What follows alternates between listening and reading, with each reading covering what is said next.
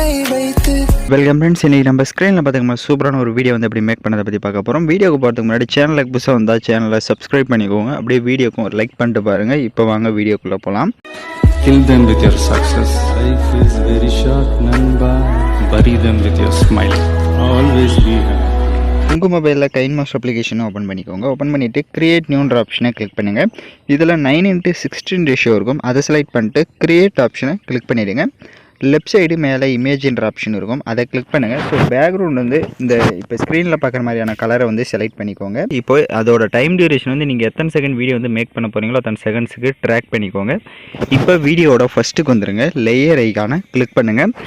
நான் டிஸ்கிரிப்ஷனில் உங்களுக்கு அந்த டெம்ப்ளேட் வீடியோ வந்து கொடுத்துருப்பேன், க்ரீன் ஸ்க்ரீன் டெம்ப்ளேட். அதை டவுன்லோட் பண்ணி செலக்ட் பண்ணிவிட்டு அதில் இருக்க ஆடியோவை மியூட் பண்ணிவிடுங்க. இப்போ அப்படியே பேக்கில் வந்துட்டு ரைட் சைடு ஸ்க்ரோல் பண்ணுங்கள். ஸ்ப்ளிட் ஸ்க்ரீன் இருக்கும், அதில் ஃபுல் ஸ்க்ரீன் கொடுத்துட்டு எகைன் பேக்கில் வந்துட்டு அப்படியே வீடியோவை லைட்டாக மூவ் பண்ணுங்கள்.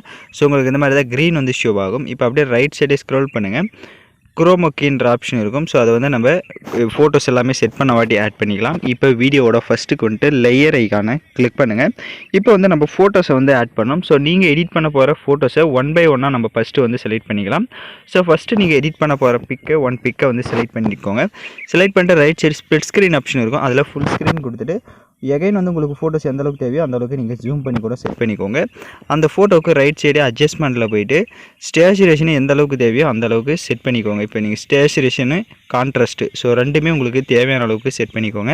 இப்போ அந்த ஃபோட்டோவை செலக்ட் பண்ணிட்டு லெஃப்ட் சைடு 3 டாட்டை கிளிக் பண்ணிவிட்டு சென்ட் டு பேக் கொடுத்துட்டீங்க அப்படின்னா உங்களுக்கு பேக்கில் போய்டும். இப்போ நீங்கள் லைட்டாக மூவ் பண்ணுங்கள். அந்த ஃபஸ்ட்டு ஃப்ரேம் வந்து எங்கே முடியுது அப்படின்றத பாருங்கள். ஸோ இப்போ எப்படி வீடியோ வந்து லைட்டாக அந்த மூவ் பண்ணுங்கள். ஸோ ஃபஸ்ட்டு ஃப்ரேம் பார்த்திங்க அப்படின்னா இன்னும் எக்ஸ்ட்ரா கொஞ்சம் டைம் டியூரேஷன் தேவை. அப்போ டைம் டியூரேஷனை கொஞ்சம் ட்ராக் பண்ணிக்கோங்க. அந்த க்ரீன் வந்து முடியணும். ஸோ ஃபஸ்ட்டு ஃப்ரேம் எல்லாம் முடிஞ்சு கரெக்டாக இந்த மாதிரி பிளாங்காக வந்து ஷோ ஆகணும். ஸோ அப்போ நெக்ஸ்ட்டு ஃபோட்டோவை ஆட் பண்ணோம். ஸோ கரெக்டாக இந்த இடத்துல ஃப்ரேம் முடியுது. இப்போது லேயர் ஐக்கான கிளிக் பண்ணுங்கள்.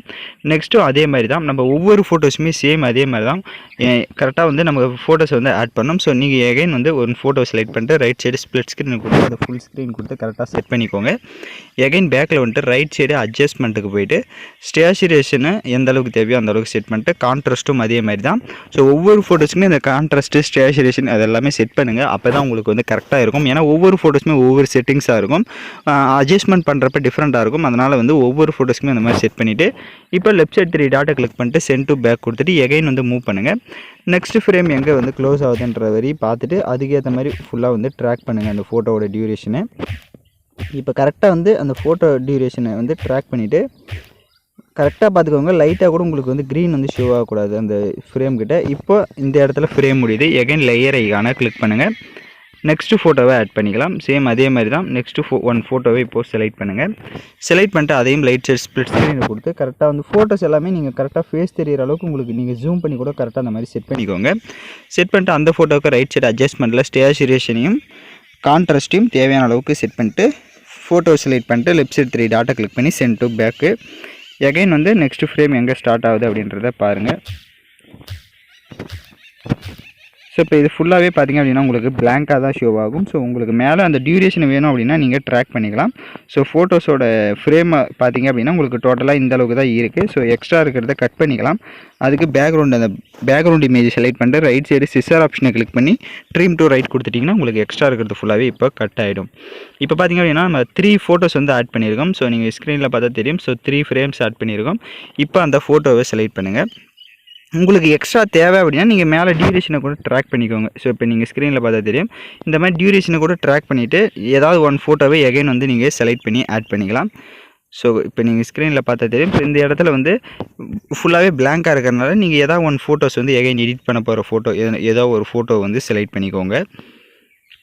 செலக்ட் பண்ணிட்டு அதையும் ஸ்ப்ளிட் ஸ்க்ரீன் கொடுத்துட்டு அதையும் உங்களுக்கு தேவையான அளவுக்கு கரெக்டாக ஜூம் பண்ணி ஸ்க்ரீனில் செட் பண்ணிவிட்டு அதுக்கும் ரைட் சைடு அட்ஜஸ்ட்மெண்ட்டில் போயிட்டு ஸ்டேச்சுரேஷனையும் கான்ட்ராஸ்ட்டையும் தேவையான அளவுக்கு செட் பண்ணிவிட்டு கரெக்டாக வந்து செட் பண்ணிக்கோங்க. இப்போ இந்த க்ரீன் ஸ்க்ரீன் டெம்ப்ளேட்டை செலக்ட் பண்ணுங்கள். செலக்ட் பண்ணிட்டு அப்படியே ரைட் சைடே ஸ்க்ரோல் பண்ணுங்கள். குரோமோக்கின்ற ஆப்ஷன் இருக்கும், அதை எனபிள் பண்ணிட்டீங்க அப்படின்னா உங்களுக்கு அந்த க்ரீன் மட்டும் ரிமூவ் ஆகிருக்கும். இப்போ ரைட் சைடு 2 செட்டிங் இருக்கும். ஃபஸ்ட்டில் வந்து 28 இருக்கும், அதை மட்டும் ஒரு 35 அந்த மாதிரி கொடுத்துக்கோங்க. இப்போ வந்து உங்களோட ஃபோட்டோஸ் வந்து நீங்கள் ஃபேஸ் தெரிகிற அளவுக்கு நீங்கள் ஜூம் பண்ணி கூட செட் பண்ணிக்கலாம். ஸோ இப்போ ஸ்க்ரீனில் பார்த்தா தெரியும். ஸோ இந்த மாதிரி உங்களோட ஃபேஸை வந்து கரெக்டாக நீங்கள் ஜூம் பண்ணி இந்த மாதிரி செட் பண்ணிக்கோங்க. ஃபேஸ் தெரிகிற மாதிரி எல்லா ஃபோட்டோஸுமே அதே மாதிரி தான். கரெக்டாக வந்து ஃபேஸ் வந்து லைட்டாக தெரிஞ்சால் போதும். ஸோ ரொம்ப தெரியணும் அப்படின்றதுலாம் இல்லை. ஃபோட்டோ வந்து லைட்டாக தெரியுதா அப்படின்றது இந்த மாதிரி பார்த்துக்கோங்க. லைட்டாக மட்டும் அட்ஜஸ்ட்மெண்ட் பண்ணிங்கன்னா உங்கள் ஃபோட்டோஸ் வந்து கரெக்டாக வந்து ஷோ ஆகும். ஒவ்வொரு ஃபோட்டோஸுமே அதே மாதிரி தான். கரெக்டாக உங்களுக்கு வந்து ஃப்ரேமில் வந்து ஃபேஸ் தெரியுதான்றதை செக் பண்ணிக்கோங்க. இப்போ எகைன் வீடியோட ஃபஸ்ட்டுக்கு வந்துடுங்க. ஃபஸ்ட்டுக்கு வந்துட்டு லேயர் ஐகானை கிளிக் பண்ணுங்கள். நான் டிஸ்கிரிப்ஷனில் உங்களுக்கு ஹார்ட் எஃபெக்ட் வீடியோவும் கொடுத்துருப்பேன். அதை டவுன்லோட் பண்ணி செலக்ட் பண்ணிவிட்டு அதில் இருக்க ஆடியோவை மியூட் பண்ணிவிடுங்க.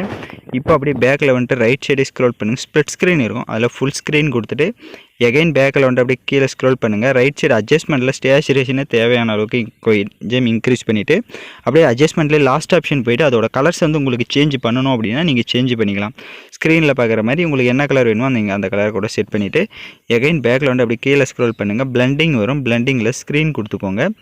இப்போ எகைன் லேயர் ஐகானை கிளிக் பண்ணுங்கள். டிஸ்கிரிப்ஷனில் ஸ்மோக் எஃபெக்ட் வீடியோனும் கொடுத்துருப்பேன். அந்த வீடியோவும் டவுன்லோட் பண்ணி செலக்ட் பண்ணிவிட்டு அதில் இருக்க ஆடியோவையும் மியூட் பண்ணிவிட்டு எகைன் பேக்கில் வந்துட்டு ரைட் சைடு ஸ்ப்ளிட் ஸ்க்ரீனில் ஃபுல் ஸ்க்ரீன் கொடுத்துருங்க. அதுக்கும் அட்ஜஸ்ட்மெண்ட்டில் அதே மாதிரி தான் ஸ்டேச்சுரேஷனை தேவையான அளவுக்கு லைட்டாக ஒரு 25 அந்த மாதிரி இன்க்ரீஸ் பண்ணிட்டு அப்படியே லாஸ்ட் ஆப்ஷன் போய்ட்டு அதோட அந்த ஸ்மோக் எஃபெக்டோட கலர்ஸை நீங்கள் சேஞ்ச் பண்ணணும் அப்படின்னா கூட அதோட கலர்ஸை கூட நீங்கள் சேஞ்ச் பண்ணிக்கலாம்.